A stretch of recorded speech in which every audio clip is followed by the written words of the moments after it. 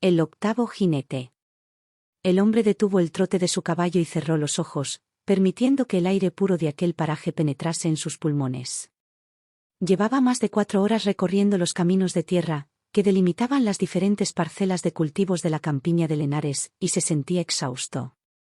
Al menos, entre las laderas del monte Ecceomo, podría despistar con más facilidad a sus perseguidores, y que el caballo pudiera recuperar fuerzas para afrontar el último tramo de su vida, hasta lo alto del montículo. Volvió a abrir los ojos y espoleó al equino para que emprendiera la marcha.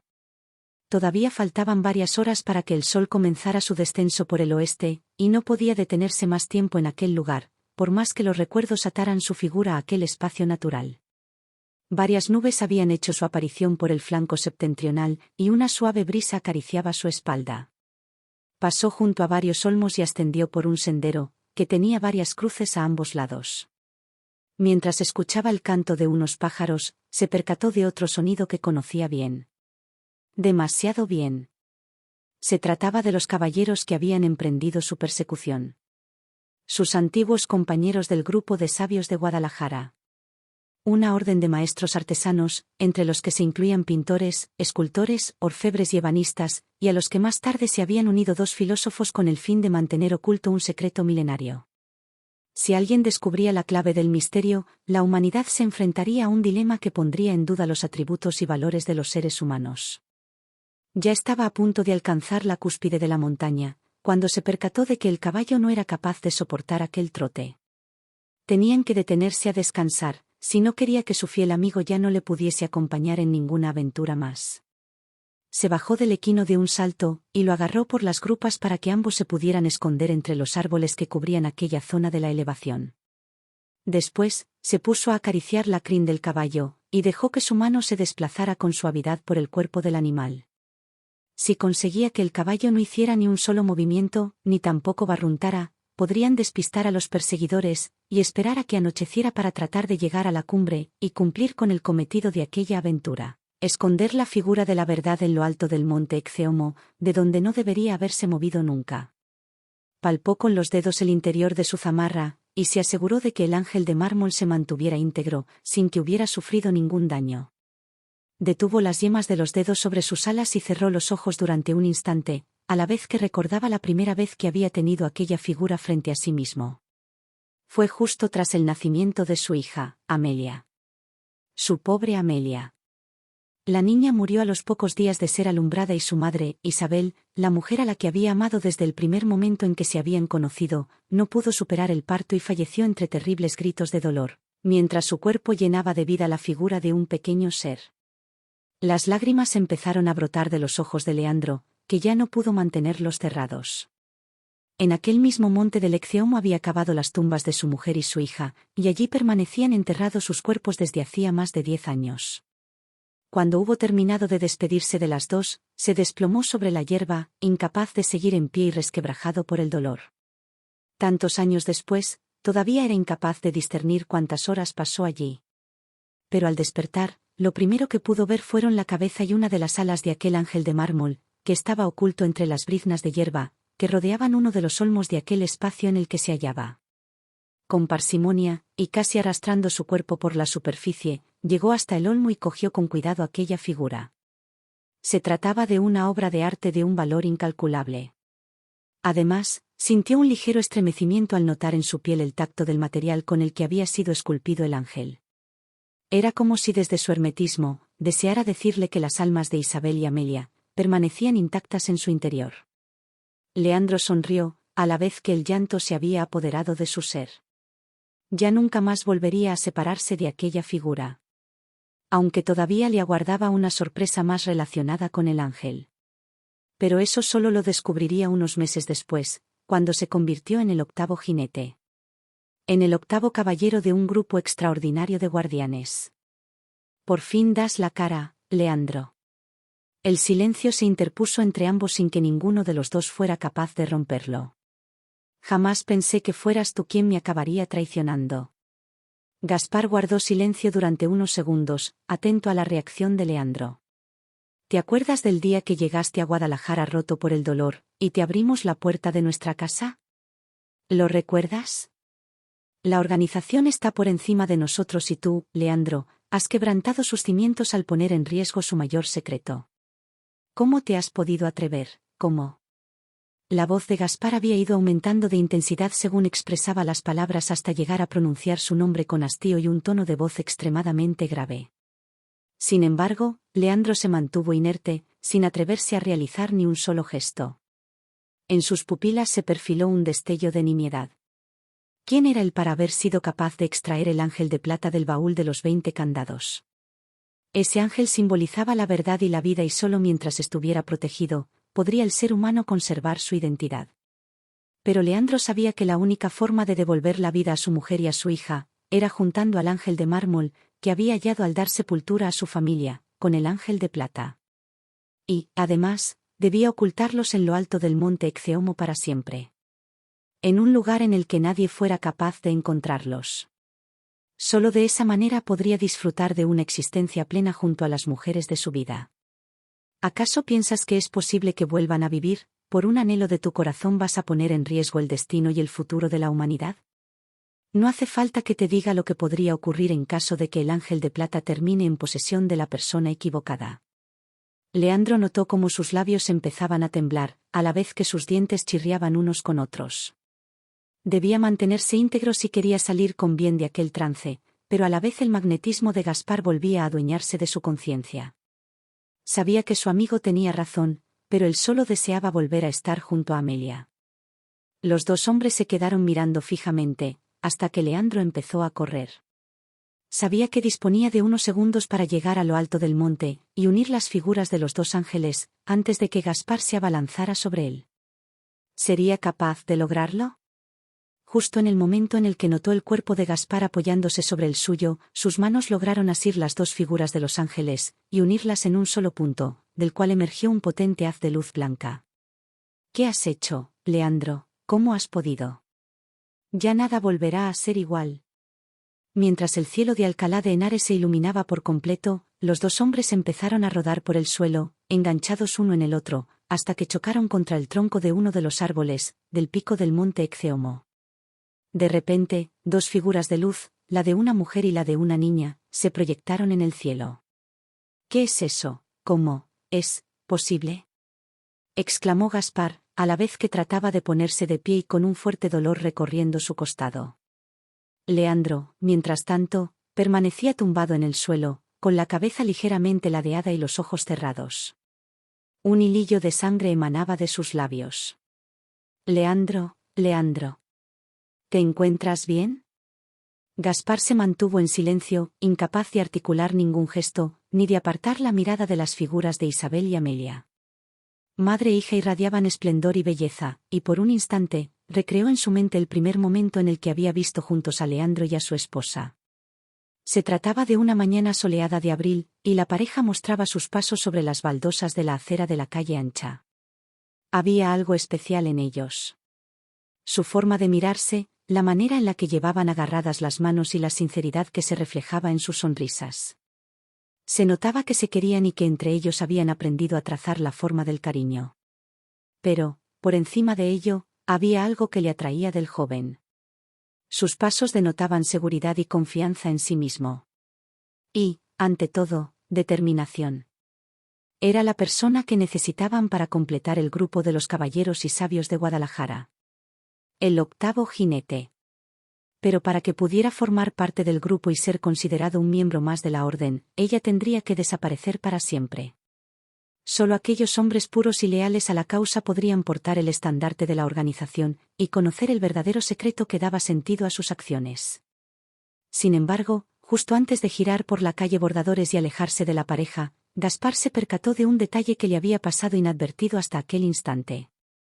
La mujer estaba embarazada de varios meses. Bajo su holgado vestido, de color azul, una incipiente barriga mostraba los signos de otra vida, de otro ser humano que pronto llegaría al mundo, para sumergirse en los avatares de una existencia efímera, caduca. Sin duda, el hombre se entregaba a la misma condena una y otra vez, sin poder desprenderse de las pesadas cadenas que le unían a un mundo, que ya no escuchaba la arrogante voz que emanaba de su figura. Gaspar empezó a reír, con estruendo, guiado por la crueldad de su propio pensamiento. Aquel bebé nunca llegaría a sentir la esencia de la vida. La mujer que portaba su frágil cuerpo sería asesinada antes de que su ser se terminara de formar. Gaspar. Gaspar. ¿Qué está pasando? ¿Por qué el cielo muestra una luz tan brillante? La voz entrecortada de Leandro se mezcló con sus jadeos.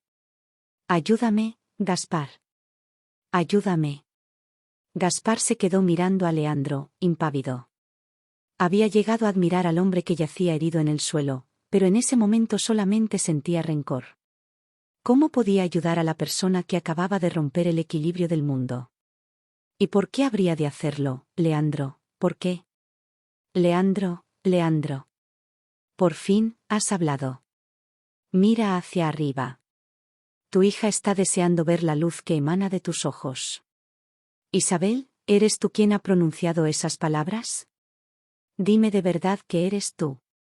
Leandro se quedó en silencio, con el deseo de que todo aquello no fuese otro sueño o un engaño provocado por su mente. Tras el golpe que habían sufrido con el tronco del árbol, Gaspar, dime que es verdad que mi mujer está viva. Dímelo.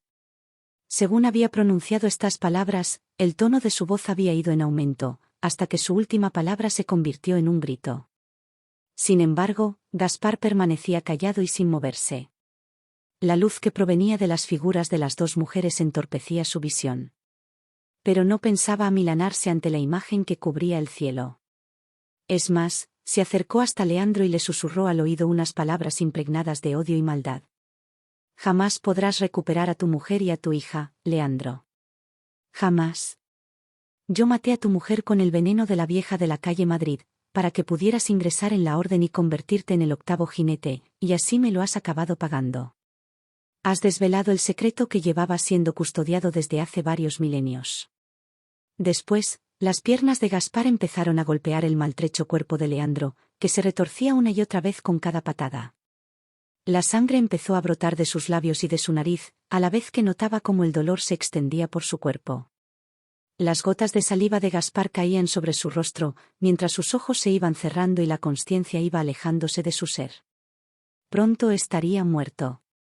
Sonrió, tímidamente, a la vez que pensaba que, en unos minutos, tal vez, se reencontraría con Isabel y con Amelia. Ya nada, ni nadie, les volvería a separar jamás.